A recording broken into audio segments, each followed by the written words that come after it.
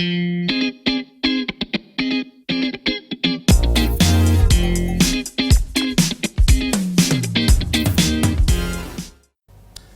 watching Notepad and I'm your host Ibrahim Sani. February 4th marks World Cancer Day. It is a day that we commemorate the information of cancer and learning more about it and finding ways to prevent it. So joining me is Dr. Murali, the Medical Director of National Cancer Society of Malaysia, to speak more about trying to find out how best to beat cancer. Dr. Murali, the second 5-year report of the Malaysia National Cancer Registry report was published by the National Cancer Institute earlier this year. Right. It's going to be made available tomorrow, if I'm not mistaken. Yeah. What would be some of the key highlights for us to understand more about this particular report?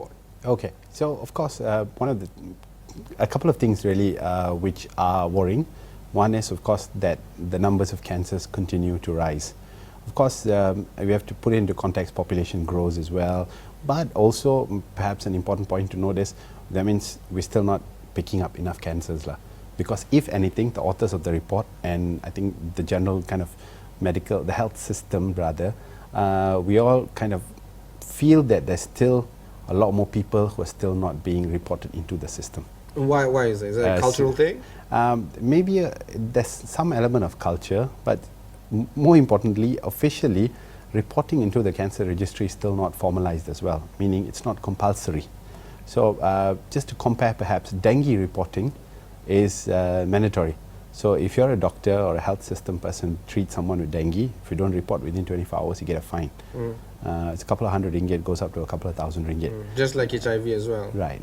So unfortunately, cancer is not one of those. So just because of that, since it's not compulsory, reporting sometimes is a bit sketchy. What about other places around the world? Are there places where compulsory reporting is made for cancer detection? In many countries, a lot of our neighbors already practice this already. Okay. So it's not something of a very difficult science. And like I said, we already have it in place for diseases like dengue, where the numbers are much, much higher. So since it can be done for those kind of diseases, it's probably not too much of a stretch to do it for cancer as well. Of course, dengue is considered an endemic here in this country. It is. But cancer is not seen as such. Yes. And why is that? And traditionally, rather, health systems have always been catered towards maternal and child health and infectious disease. So we've been very slow globally, and Malaysia as well, of course, to kind of retool our entire perspective to look at non-communicable diseases. In dengue, you get your death sentence within about 6 or 7 days. You either live or you die. So it's as simple as that. But cancer, things go on for many years. So a lot of people just fall into the kind of noise in the background. So of course, other than regulatory changes or better improvement towards how regulatory improvements can be made towards cancer detection, cancer reporting, there's also the user, the patients themselves, people like me, for instance. We need to raise our awareness about cancer and try to understand that early detection means better chances of saving ourselves. Right. Why do you think that Malaysian society is still late into reporting for, I guess at the hospital and earlier? What's holding us back? So kind of to just go back a little bit, remember I was telling you two kind of big alarming things out of the report. The second thing, which is exactly coming back to this point that you're making, is the fact that our cancers continue to be detected late, meaning in stage 3, stage 4. And as you very well put it, the problem with the more we detect in stage 3, stage 4 is directly correlated to life. The better your chances are at living. And so for a long time, we have this idea that it's actually about awareness. People are not aware about cancer. People don't know that this thing called cancer exists. Increasingly, we're finding out that's not true. Quite a bit of research is coming out, even some of our own work. Many of my colleagues have published works on this as well. They were finding out Malaysians are actually really aware of the disease. But awareness doesn't really translate into action. So they're aware of the cancer, they're aware that they may get cancer will kill them if they do get it in late stages, but it doesn't push them to do anything else. I'm so sorry, what prevents them from doing more? So it's a combination of things, including traditional therapy and alternative medicine is a really worrying factor. Everyone, until quite recently, maybe about a year ago, you start seeing even your Google pages clearing up a little bit. But before that, you would hit cancer, and about the first 30 or 40 pages you would see would be someone peddling some kind of an alternative cure for cancer. And these things are not cheap. They run into a couple of 100,000 ringgit. And so what's happening is it's a huge industry, couple of $1 billion worldwide. So you channel patients away from treatment strategies. So, and what's even worse is a lot of people are sold supplements which are then supplements, any kind of quackery, which kind of gives you the idea that, look, you go on this 500 ringgit or 400 ringgit thing every month, you will never get cancer. The problem is cancer is like all other diseases, risk. So you need to screen often, and now you have this kind of cocoon that, I am protected because I'm on this really high-end product. So what happens is you don't check. Or even when a lot of people where you see symptoms manifesting themselves, because in quite a few cancers you see like early warning signs. Of course. And people just like turn a blind eye to it. Yeah. So but some cancers are late in terms of definitely, symptoms. for sure. Pancreatic cancer, for instance. Yep, exactly. So pancreatic, even lung is turning to be more and more difficult to pick up in early stages. But you can suss them out. I guess if a person is a smoker, for instance. So like smoking. But at the same time, we're seeing in Asian populations a large number of women who are non-smokers are picking up a certain kind of cancer, lung cancer especially. And we're now looking to see whether that's related to passive smoking. So things like that. But at the same time, for the cancers that we can pick up early, for example, breast cancer, which really is a very visible cancer, you rarely have a silent breast cancer, but people are just not coming in. The work that you guys do, particularly for cancer detection, is actually quite extensive. One of them is the work that you guys are doing with Etika. Yes. So what we are now hoping for, and what we are seeing in partners like Etika, is big multinationals, rather than devoting their resources to your Hari Raya celebrations with 100,000 people or whatever. Now they're putting money into more tangible, valuable things. So like Etika has been very kind. I think this is the fourth year. This is the third year, and they've pledged to come in for a fourth year, where we actually go and screen for mammograms in very, very remote areas in the midst of underprivileged people.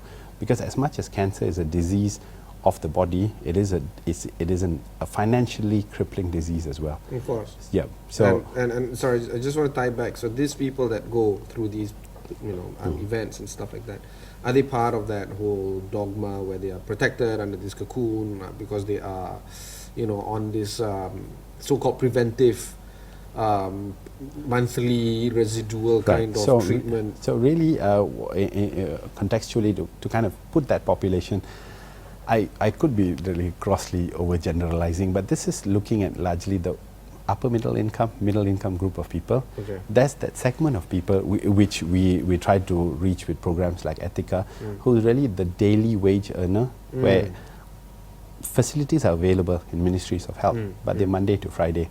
If I take a Monday to Friday off, that means I lose my daily wage of 50 ringgit.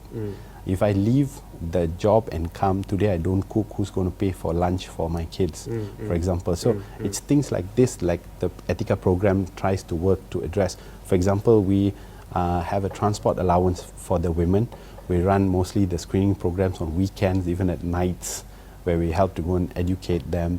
And things like giving them meal allowances, we sometimes hold it together with children so they can. So we try to overcome all these other kind of barriers, and so that's what these kind of programs do. So in terms of the work that the society does, it's largely to complement the work of the Ministry of Health. Okay. So as much as and I'm sure we've heard to death stories of how the ministry is just obviously always overtaxed, under-resourced. Yeah. So this is where people like us come in to kind of hold the bridge together. Another aspect of that whole, constant whining, I guess, not just by the people at the Ministry of Health, but generally people like me as well. We see this problem, every day. My wife is a specialist. She also argues the same thing. Exactly. The other aspect is prevention is always better than healing or curing. And do you think that these kind of work, where we can get more MNCs to come in, maybe they don't know the details of it. Etika is an insurance company, so therefore they might know their way around it. But other companies might not be in the business of knowing. Do you think that by partnering with people like you guys, institutions like yours, would actually help them in getting more out of their bang for the buck when they want to help the society? Yes, and for sure, I think that's a very, very good point that you're making, in the sense that we're actually trying to push the envelope to get not only MNCs, but even sometimes even smaller SMEs, because it's not about really the volume, but it's about everybody putting in their little bit to help push the envelope forward. And really, it's not only cancer, it's all these other kind of non-communicable diseases as well. So like Etika works with us on breast cancer, but there's like 50 other cancers which really other people should come in to help do as well. And what we do with this is, like I was saying earlier, rather than you putting off this one big kind of publicity events, it's really about changing the lifestyles or the lifetimes of these people who are actually affected by this. So in terms of bang for your buck, then really it goes a really, really long way. And what's interesting is we can actually now financially cost that kind of gains, and then it makes really a good case for companies as well. That's brilliant, because after all, that's what they're looking for. Yeah. Right. We'll take a short break before we continue our conversation with Dr. Murali of the Cancer Society of Malaysia.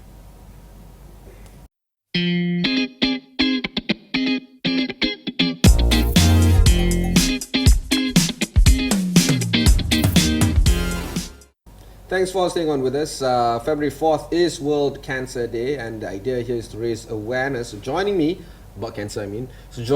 is Dr. Murali of the National Cancer Society of Malaysia. Dr. Murali, let's talk a little bit about some of the growing concerns currently afflicting the global, consciousness right now. In the space of 1 week, we have seen millions of specialists in infectious diseases, people that have never known words like R0 and CFR. They're now passing their unsolicited wisdom on social media, resulting in what I would call mass hysteria.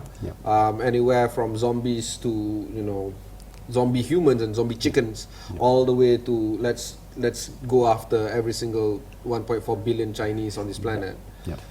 This mass hysteria needs to be contained. How do we go about it? We've seen the health ministry saying, rely on us for authenticated data. Seems not to be working. Unfortunately, it really doesn't seem to be working.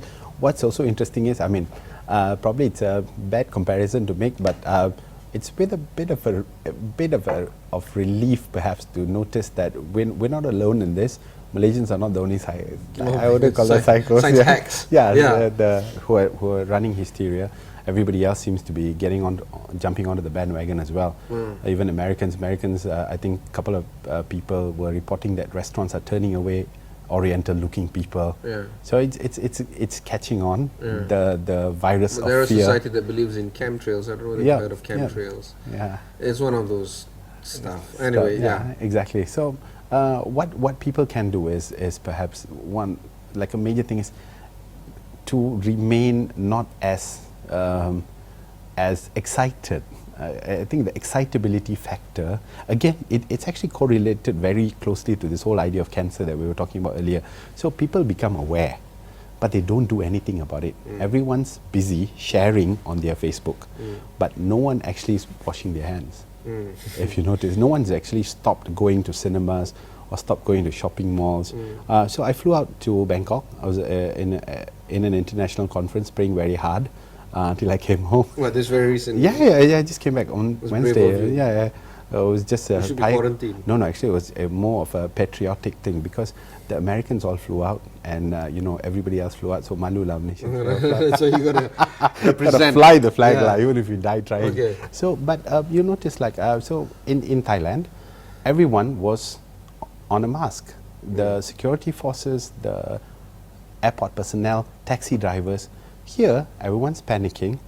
You want to run down every Chinese you see, knock them and throw them under the drain, but you're not doing anything. All these simple protective measures, which sometimes, I think the idea is people think that, oh, we need to spend $1 million quickly and then, you know, we'll get some results. So when the solution is as simple as, oh, look, stay clear of other people, don't try to be in crowded areas, wash your hands. It's like, hey, why are you giving me this? Yeah. One thing I find interesting is that the biggest killer in Malaysia is, after all, NCDs, or non-communicable diseases. We're talking anywhere between hypertension to, you know, diabetes, all the other issues in between.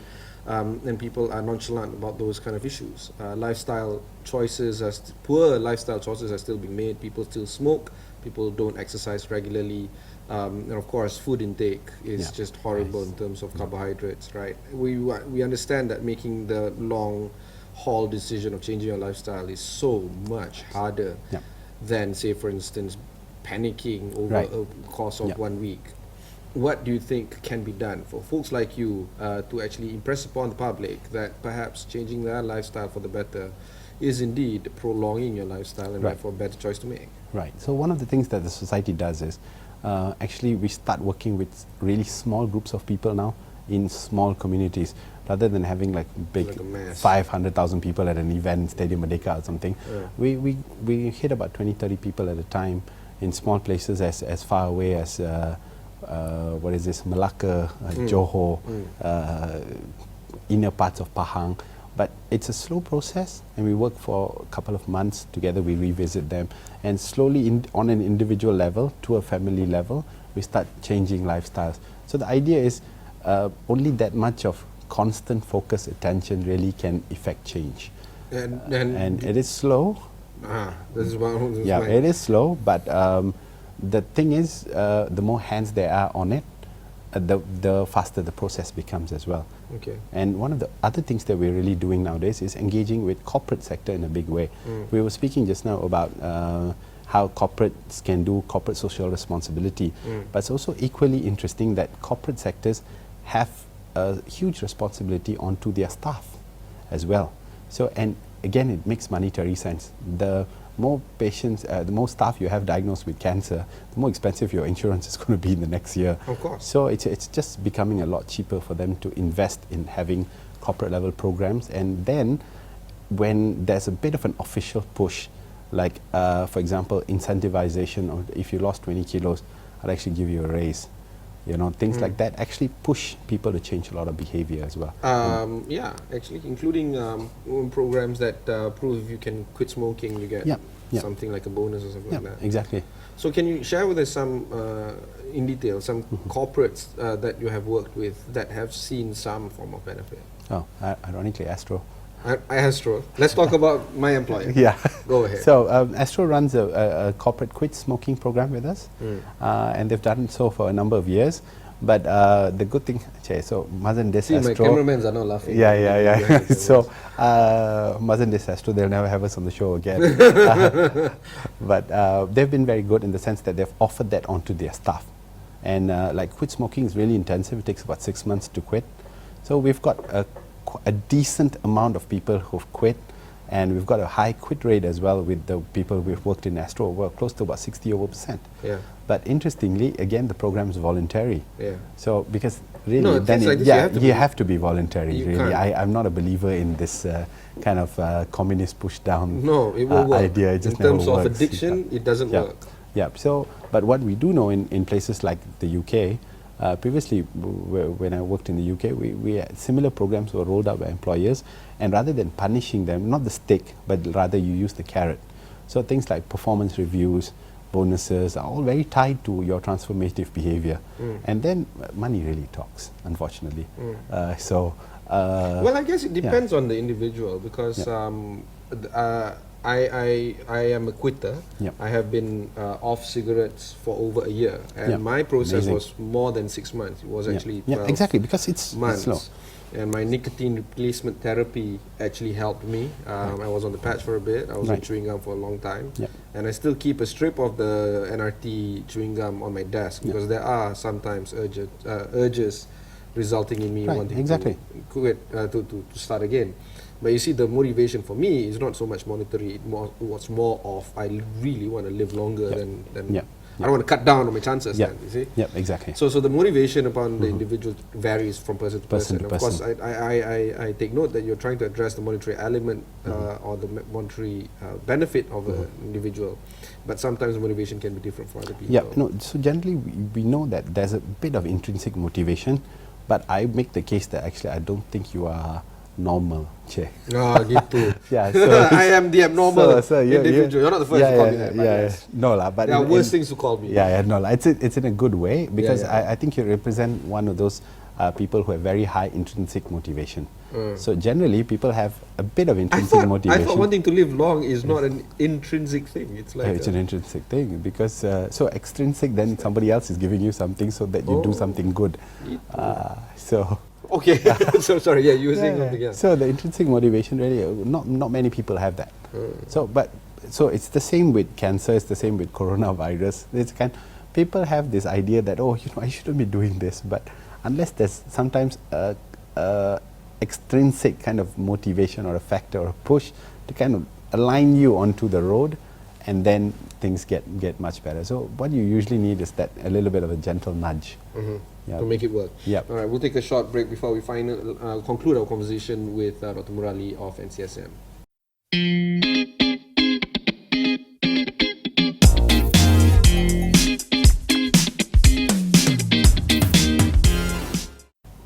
February 4th is World Cancer Day. This day is dedicated into finding ways to raise awareness about cancer and also try to seek out preventive actions into battling cancer.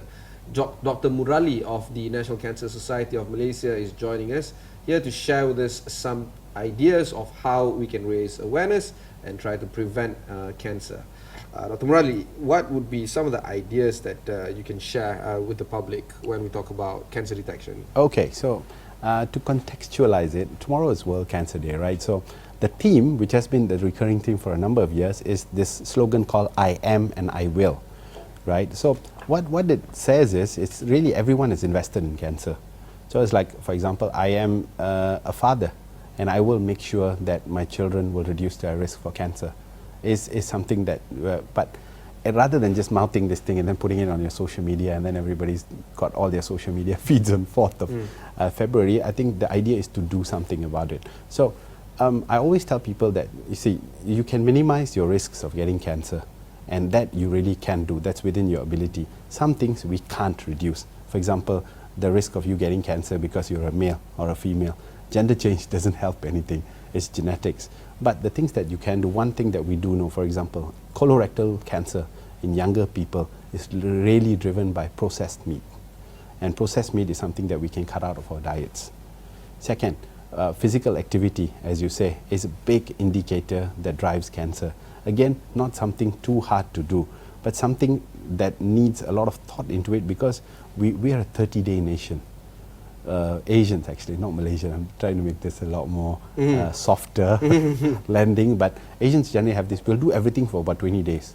Super rajin, go to the gym, jump off the cliff, and then that's how celebrity fitness makes money, because people just buy memberships, go on for the first month, then they drop off for the rest of the 11 months. So consistency is the key. So physical activity. Third, I think we talked about obesity. What's very bad about obesity is we're finding out that it's not related to physical activity. So while fat people who are active have a lower cancer risk, thin people who are not active have a higher cancer risk as well. So physical activity needs to be another thing that we really need to push for as well. And as we always, there's a term we always use called the watchful wait. So it's like from the time you're 40, actually even earlier if you have a strong history of cancer, the idea is to check regularly, screen for those things that you can screen, and really be sensitive towards the changes in your body. This is another thing that we are famous of doing.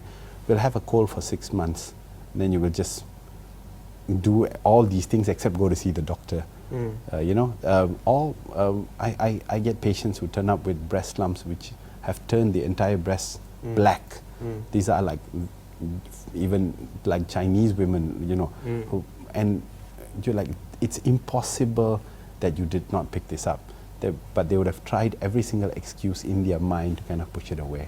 So regular screening is also a big key thing that you can do. So these are the things that you can and you must, if I could paraphrase the I am and I will thing.